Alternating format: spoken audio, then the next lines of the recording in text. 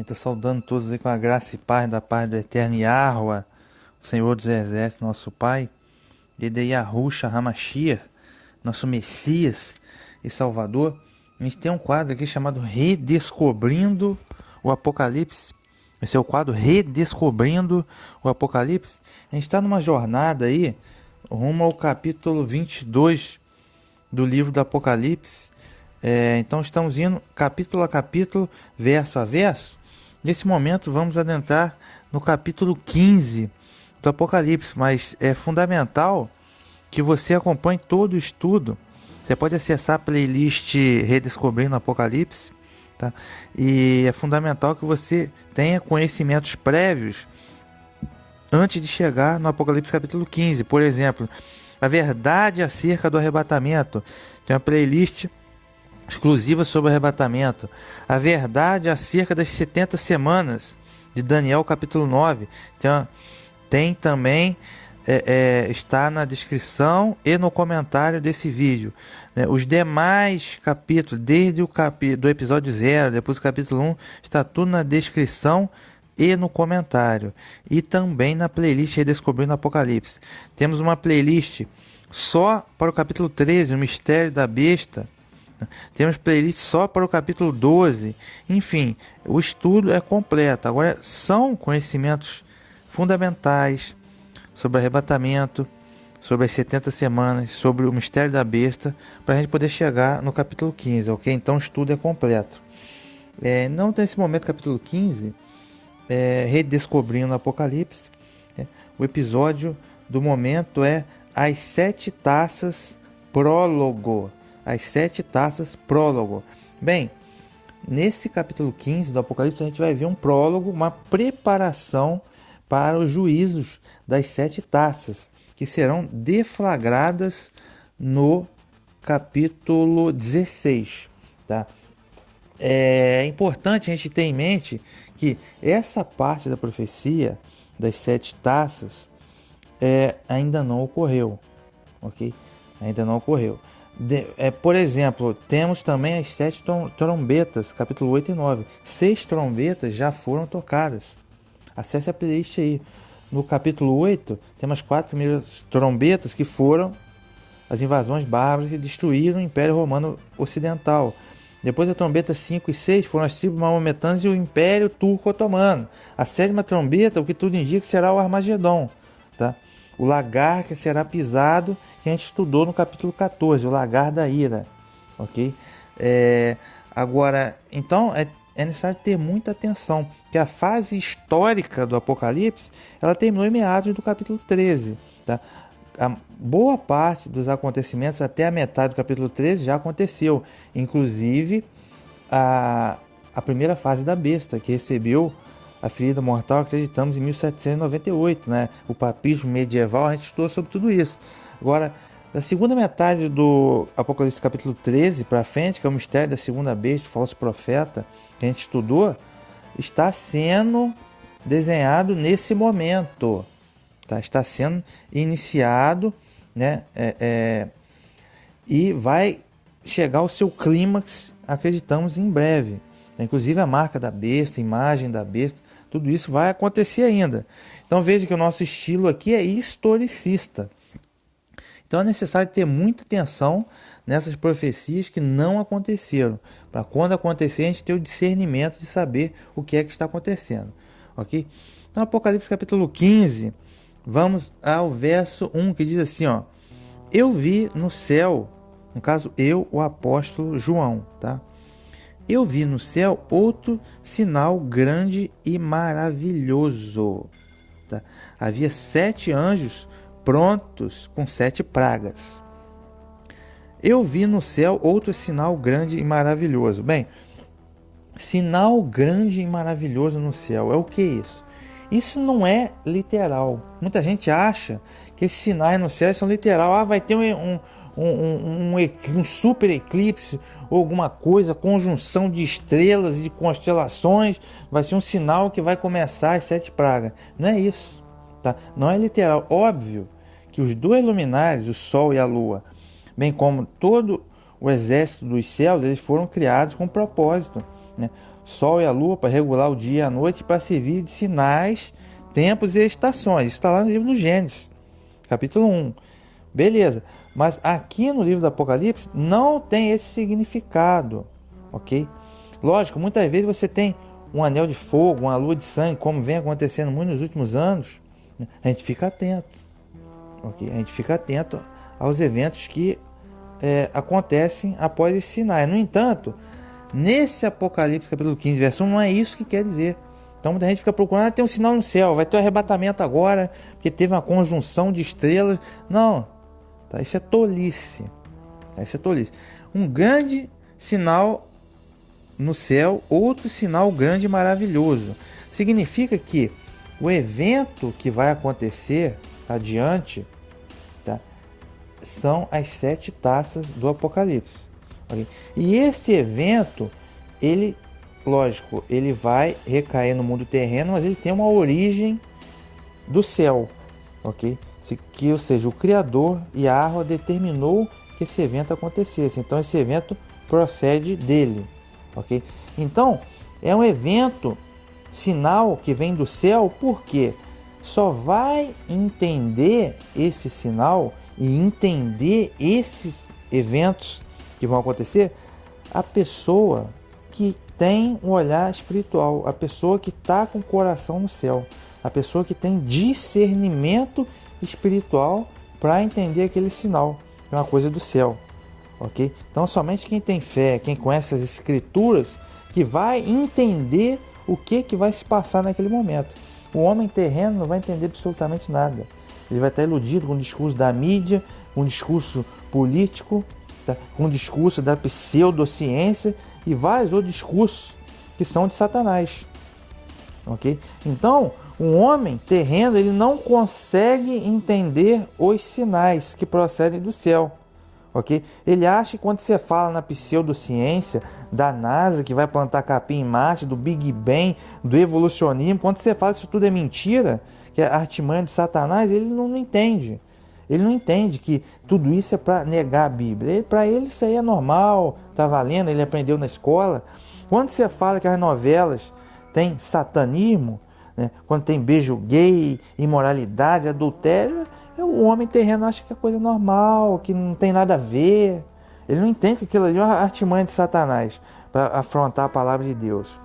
Okay? Então, vários eventos que ocorrem quando a gente fala que a legalização do aborto, ideologia de gênero, é coisa do demônio, tá? Utilizando os meios políticos, um homem terreno ele não entende. Ele, não, isso é normal. Ele entende que é uma secularização, é normal, que ele está pensando filosoficamente, que o ateísmo é o melhor caminho, mas ele está sendo induzido a isso, que na verdade é satanismo. Ele acha que é tudo normal, que ele não entende os sinais. Por exemplo, Apocalipse capítulo 12, verso 1, que narra o grande conflito, né? Apocalipse 12, verso 1, apareceu no céu um grande sinal, a mulher vestida do sol, né? Verso 3, apareceu então outro sinal no céu, um grande dragão, que é Satanás. Então veja que no Apocalipse capítulo 12, verso 1 e 13, também tem sinais no céu, mas não é conjunção de estrela, não é nada disso. É que, ou seja, apareceu a mulher representando a igreja, tá? Que deu a luz ao varão, né? Ou a casa de Israel, a filha de Sião, que deu a luz ao varão, o Messias, e depois o outro sinal apareceu Satanás. Então, ou seja, é conflito do bem e do mal. Então tudo isso que eu citei agora, a pseudociência, a mídia podre, a política corrupta, ateísmo, todos esses valores são do quê? Do Satanás. Mas o homem terreno ele não entende, ele acha que isso aí é normal, que é tudo uma brincadeira, e que não é sério, né? As coisas de Deus são sérias, né? Não entende. O homem terreno ele é simplesmente iludido, porque ele não entende nada disso. Agora, quem tem discernimento espiritual entende que existe conflito do bem e do mal, e ele entende, vai entender no tempo certo que vai acontecer as 7 taças, ele vai saber a procedência e o porquê que está acontecendo esse evento, ok? Isso que quer dizer, tá? Um sinal grande e maravilhoso, mas o homem terreno não vai entender nada desse sinal. Havia 7 anjos prontos com as 7 pragas. 7 anjos, 7 pragas. Lógico, o evento, o livro do Apocalipse está lotado, repetida vez do número 7, né? 7 selos, 7 trombetas, 7 taças, 7 anjos, 7 igrejas e por aí vai, né? Agora, por que isso? O 7 é o número da criação, tá? O Eterno criou o mundo em 6 dias e ao 7º ele repousou. Então significa que o Eterno está procedendo, está no controle de toda essa situação. 7 anjos com as 7 pragas. Essas 7 pragas serão deflagradas através das 7 taças, que eu repito, ainda não aconteceu. Ok? Vão ser 7 pragas que vão ocorrer. E os anjos aqui, no caso, a palavra anjo do grego ágilo significa mensageiro. Não é necessariamente, aqui é utilizado uma linguagem figurada. É uma linguagem espiritual para a gente interpretar e entender. Os anjos que vão derramar essas 7 taças podem ser pessoas, tá? Pode ser uma pessoa ou um movimento que vão deflagrar as situações aí das 7 pragas, ok? Vale a pena a gente estudar, você ir lá no capítulo para você entender melhor as 7 trombetas. Estas eram as últimas pragas, pois com elas o furor de Deus ficará consumado. Essas eram as últimas pragas, pois com elas o furor de Deus ficará consumado. Furor ou ira de Deus, tá? Do Criador, Yahweh, o Senhor dos Exércitos. Por quê? Nós estamos na era da graça. Beleza, estamos na era messiânica realmente. Então todo mundo tem a oportunidade de se arrepender e ter expiação dos pecados para a salvação. Okay? Agora a maioria das pessoas simplesmente rejeita. Interessante que desde a Reforma Protestante, lá em 1500 para cá, as escrituras sagradas, que vocês chamam de Bíblia, ela ganhou o mundo. Okay? Então tem mais de 2, 3 mil idiomas,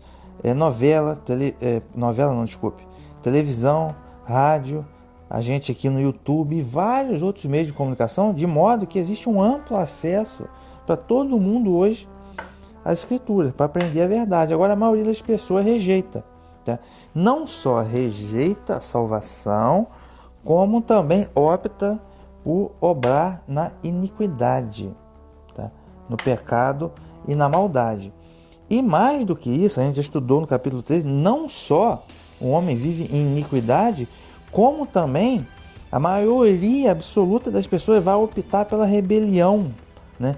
Que é o que vai acontecer. A gente estuda no Apocalipse capítulo 13, as pessoas vão servir a besta e sua imagem, vão adorar, vão servir a besta e sua imagem e vão aderir à marca da besta e servir, obedecer à imagem da besta. Isso é rebelião, tá? Isso é rebelião. Então, por conta disso, essa rebelião, essa iniquidade vai chegar a seu clímax, né, na questão da marca da besta, que as pessoas vão servir a besta. Então, por conta disso, as pessoas não só rejeitaram a salvação, como vão optar pela rebelião total, que é o que vai acontecer com a marca da besta. Então, por conta disso, será deflagrado os juízos, as 7 pragas. São juízos do Criador. Okay? O Criador é misericordioso. Sim, é misericordioso. Estamos no período da graça messiânica. Estamos no período da graça messiânica. Agora, as pessoas não só rejeitam a graça, como optam pela rebelião.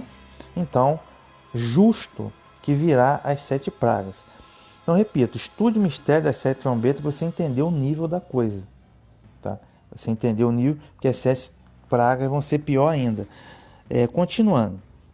Então, esse furor aqui de Deus, furor da ira, ele, depois das 7 pragas, aí vem o Armagedon, que é o que a gente estuda, que é o lagar da ira do furor de Deus. Chega o clímax, a etapa final ali. Tá? Aí ali tem o retorno do Messias, né, para destruir a besta e o falso profeta. Então são eventos terríveis que vão acontecer. Então a gente está preocupado com Netflix, com Big Brother, com The Voice, com essas palhaçadas, e não tem um discernimento espiritual para estudar e apregoar a Bíblia. Aí quando chegar o momento de acontecer, o grande maravilhoso sinal do céu, a pessoa não vai entender nada. Tá? Por quê? Porque não tem discernimento espiritual. Tá vendo Big Brother, Netflix, entendeu? Não tem como. Então esse furor ele vai chegar, as 7 pragas vai ter o clímax no lagar da ira, que é o Armagedon, a 7ª trombeta, acreditamos, ok? Verso 2, vi também como que um mar de vidro, tá? Ele viu um mar de vidro misturado com fogo, tá?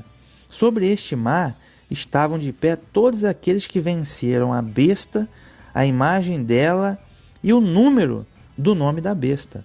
Repetindo, vi também como que um mar de vidro misturado com fogo. Sobre este mar estavam de pé todos aqueles que venceram a besta, a imagem dela e o número do nome da besta. Tá? Então, ou seja, aqui a gente tem uma cena futura, que ainda não aconteceu, né? Em que estão aqui todos aqueles que venceram a besta e sua imagem. Isto é, aqueles que não vão servir, cultuar o governo da besta, tá? Não vão obedecer à imagem da besta, aqueles que não vão aceitar a marca da besta, do número do nome da besta. Tá?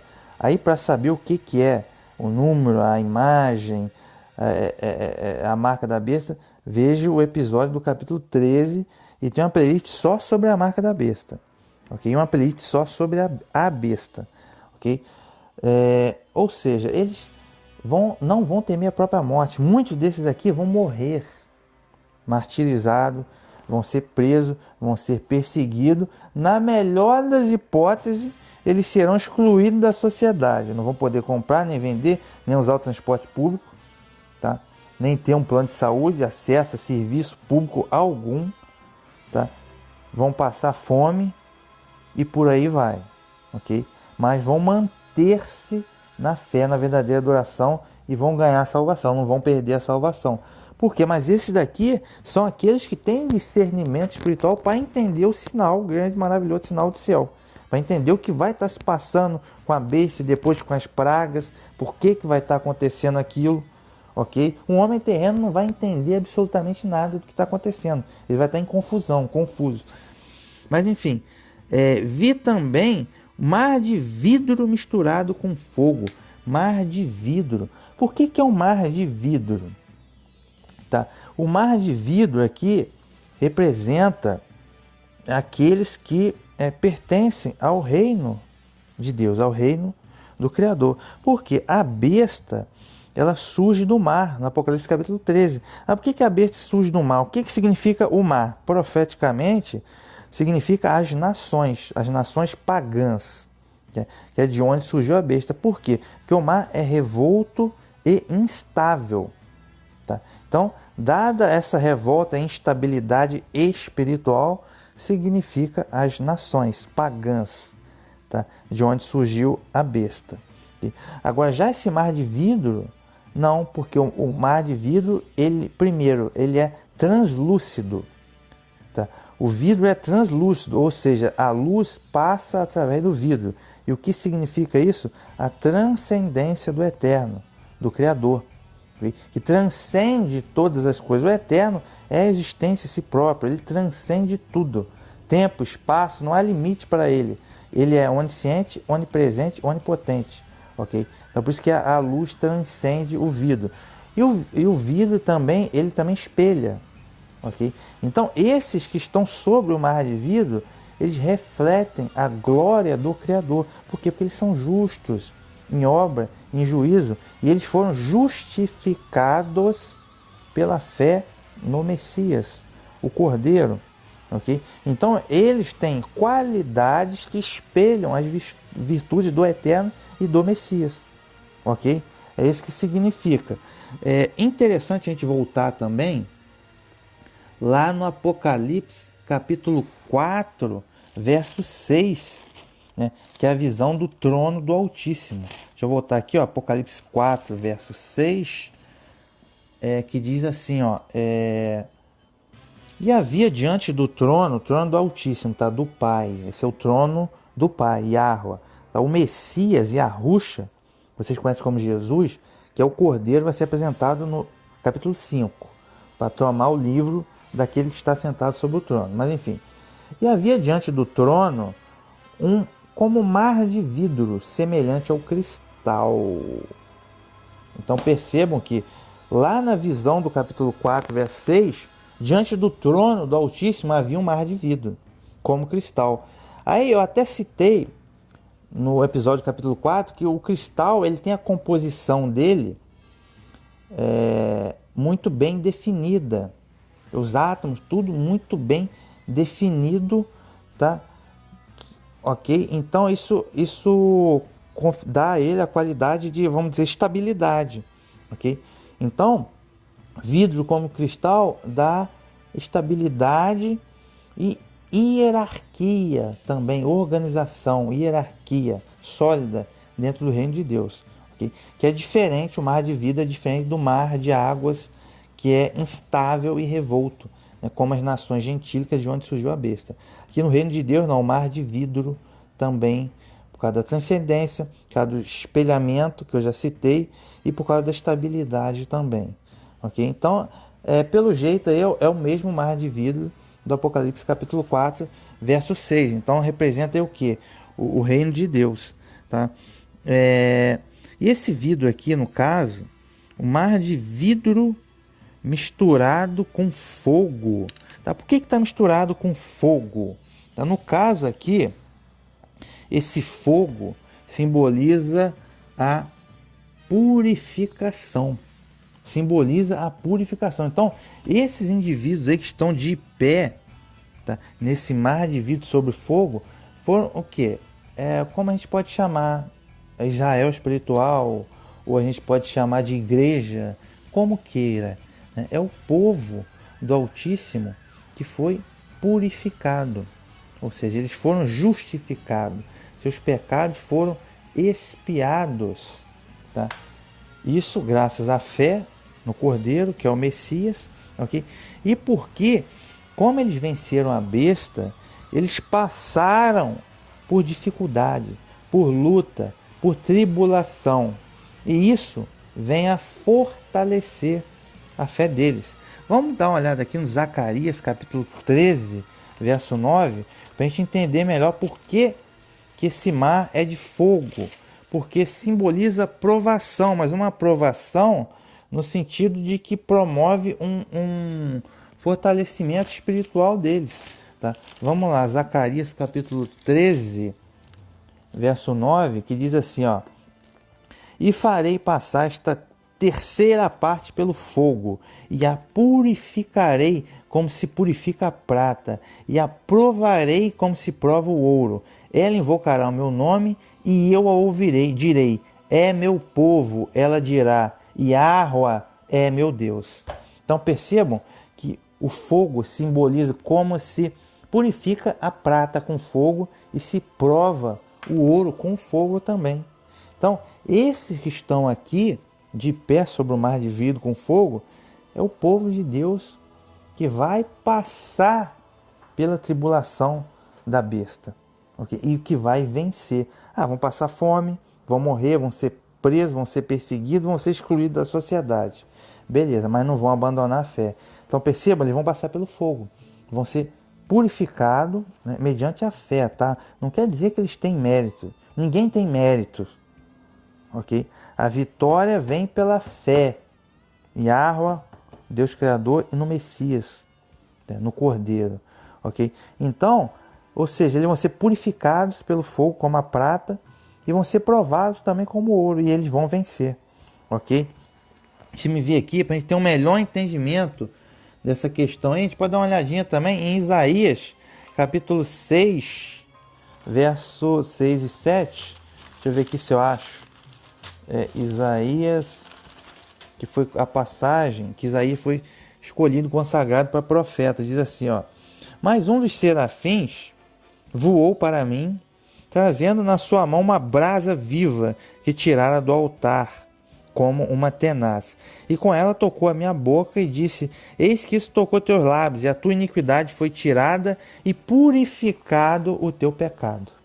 Então, na visão, o profeta Isaías, né, o serafim tomou a brasa de fogo que estava sobre o altar do céu, ok? E tocou nos seus lábios, e a tua iniquidade foi tirada e purificado o teu pecado. Então percebam que esses aqui que venceram a besta também tiveram seus pecados purificados, não por obras, mas pela fé. Então quando eles vencem a besta é pela fé. Tiver que morrer, vai morrer, martirizado, mas não vai abandonar a fé, ok? Então, ou seja, purificação, tá? Esse é o sentido da coisa. Tem os pecados purificados, expiados para a vida eterna. Então eles venceram a besta. Deixa eu me ver aqui, para a gente ter ainda um melhor entendimento, 1 Pedro, capítulo 1, verso 5 e 7. Deixa eu ver se eu acho aqui, ó.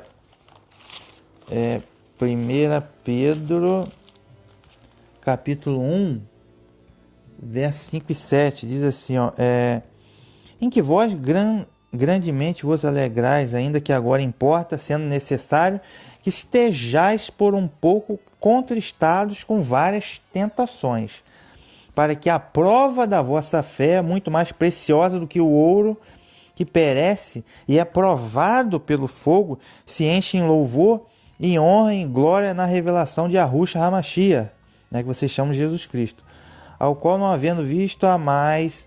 Então entenda que estejais um pouco contristados com várias tentações, tá? Então o evangelho não promete facilidade para ninguém, meu amigo, porque vai entrar em conflito com o mundo, inevitavelmente. Então você vai ter dificuldades, e essas dificuldades você vai vencer pela fé, ok? Aí ele diz assim, ó, para que a prova da vossa fé é muito mais preciosa que o ouro, que perece e é provado pelo fogo. Então quando você é provado pelo fogo, tá? Aí que você vai demonstrar que você tem fé ou não. Porque se você abdicar, recuar, não quero essa fé, porque eu quero molezinha, eu quero ter uma vida boa e confortável, não posso passar por dificuldade. Você abandona a fé. Então você não tinha fé nenhuma, na verdade. Você não é alguém que vai para a salvação. Agora, quando você passa pela prova, como o ouro é provado pelo fogo, né, se enche em louvor e honra e glória na revelação de Yahushua HaMashiach. Então, esses que vão ser provados, que vão passar pela besta, né, eles ainda vão glorificar. Aqui, vão glorificar, louvor e honra e glória. Tá? Então é isso. Prova, vão ser prova. O fogo significa isso. Prova, aperfeiçoamento, purificação. Deixa eu me ver aqui se tem mais alguma coisa. Bem, então por isso que o mar de vidro está misturado com o fogo, porque eles foram purificados, eles venceram a tentação, a prova da besta, ok? Então, sobre este mar, né, estavam de pé todos aqueles que venceram a besta. Eles estavam de pé. Por que eles estavam de pé? Só pode estar de pé quem está vivo espiritualmente falando, né? Por quê? Porque eles venceram a besta, manteram a sua fé. Então, por isso que eles estão de pé, porque eles se tornaram justos, né? Foram justificados pela fé no Messias, foram purificados com o fogo, por isso eles estão de pé. Muitos deles aqui vão morrer martirizados, tá? Mas esse estar de pé é estar vivo espiritualmente para a vida eterna. Se eles estivessem deitados como mortos, né, aí sim teriam sido derrotados, né? Então é isso. Só permanece de pé desse mar de vidro misturado com fogo, tá, quem é provado e mantém a fé, tá, para poder participar do reino de Deus. Por isso que eles estão de pé. Foram justificados, né? Todos aqueles que venceram a besta, a imagem dela e o número do seu nome. Vencer não é necessariamente permanecer numa boa situação, uma situação confortável. Não, muitos deles aqui, repito, vão morrer. Na melhor das hipóteses, serão excluídos da sociedade, né? Mas você morrer não negando a fé, isso é uma vitória, que você herda a vida eterna, okay? Caso contrário, aí você vai para a condenação. Aí continuando aqui no final do verso 2, início do verso 3, diz assim, ó: os vencedores seguravam harpas de Deus. Antes disso, eu vou dar uma olhada aqui. Deixa eu ver aqui uma anotação que eu fiz do Apocalipse capítulo 14, verso 12 e 13, para ver se tem alguma correlação com o que... Ah, tá. Apocalipse 14, verso 12 e 13. É o que eu disse, aqueles que venceram a besta não quer dizer que vão ter vida fácil, né? Mas que não abdicaram da fé. Isso que significa. Aqui está a paciência dos santos. Aqui estão os que guardam os mandamentos de Deus e a fé em Yahusha, o Messias, né? E ouvi uma voz do céu que dizia: escreve, bem-aventurados os mortos que desde agora morrem no Senhor, diz o Espírito, para que descanse seus trabalhos e suas obras os sigam. Bem-aventurados que agora morrem, que desde agora morrem no Senhor, isto é, que eles são martirizados, porque eles são martirizados, mas ganham a vida eterna. Verso 12 do Apocalipse 14, aqui está a paciência dos santos, tá? Então você tem que ter paciência, né? Você vai ser excluído da sociedade, mas você vai se manter na fé firme, vai manter a paciência e vai manter-se guardando os mandamentos de Deus. Onde é que estão os mandamentos de Deus? Na Torá. Na Torá, que você tem que obedecer. E a fé no Messias. A fé no Messias, ela está onde? No Evangelho. Torá, mandamento. O Evangelho, a fé para a purificação dos nossos pecados. Que aí a gente lembra das duas testemunhas, do Apocalipse capítulo 11. Mas você entendeu? Então vencer a besta não é tão simples assim. Não é molezinha, não tá prometendo molezinha para ninguém aqui, tá? Que é essa passagem do Apocalipse capítulo 14, que eu